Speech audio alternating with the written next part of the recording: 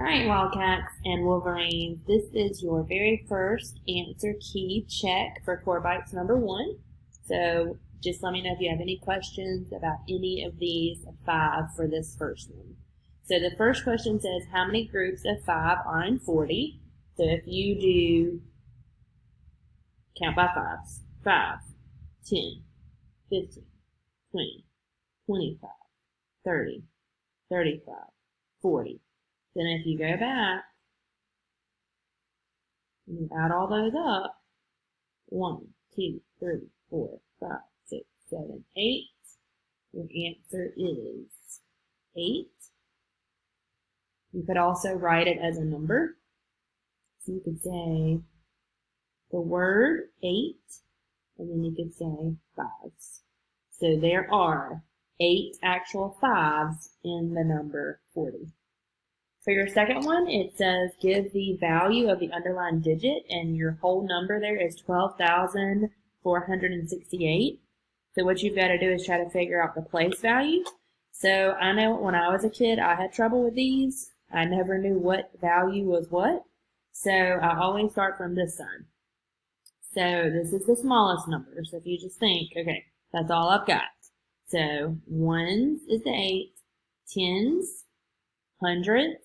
Then you have your comma, so that's your next place value. So thousands, that'd be 2,000, and then 10,000. That makes it 12,000. So if you're just looking at the 4, that would be in the hundreds. So that 4 would just be 400. And you just add the 2 zeros to show that that was in the hundreds place. 400. Okay? For your next one, number 3, it says which number makes the fractions equivalent? Equivalent means that they are equal. Okay? So there are a couple ways you can do this. We have 0 over 3, and then we have 8 over 12. So I always kind of like to cross multiply. So what I do is I say, okay, 3 times 8 would give me 24. So then I say, okay, 12 times what also gives me 24, so they're equal. And we would say, okay, well, 12 twice would give us 24. So 12 times 2 would give us the 24. So that makes me think 2 might be the best answer. But I'm going to do it another way too to double check. You could also do it this way. You could say, let me switch up my colors. You could say 3 times what gives us 12? So you would say, okay, 3 times 4. So this time I'm just going horizontally. Then over here, what times 4 also gives me 8? Well, oops, sorry, that's a 4. So we know 2 times 4 gives us 8. So that right there gives you 2 ways to double check. And then if you go ahead and I always put these in just to see. Okay, so 3 times 4 would be 12. That's not 8. Because we have the 4, right? 3 times 4 is 12. So that wouldn't work. And then if we did 4, well, 4 times 4 is 16. That's not 16, that's 8. So that wouldn't work. And if you tried to do those numbers here, 12 times 4, wouldn't that give you 48? So that's not the answer. So you have a couple ways you can check that one.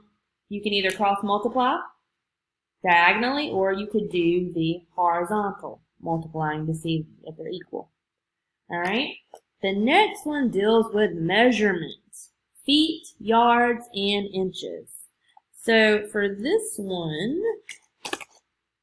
we know rulers, right? So every ruler is 1 foot.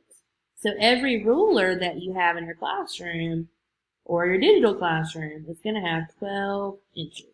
So 12 inches is in 1 foot. Now, I don't know if you know this, but there are 3 feet in 1 yard. Okay? So there's 3 feet in 1 yard.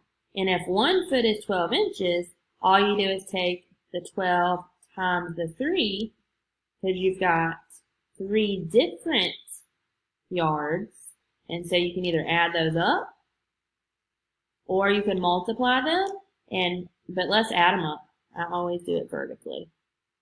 So if we have 12 and we add them up, so we have 2, 4, 6, 1, 2, 3, we have 3. So that means if I have 1 yard, which is 3 feet, 12 of those 3 times, so that means my inches would be 36 inches. Okay? Alright, and the last one is geometry.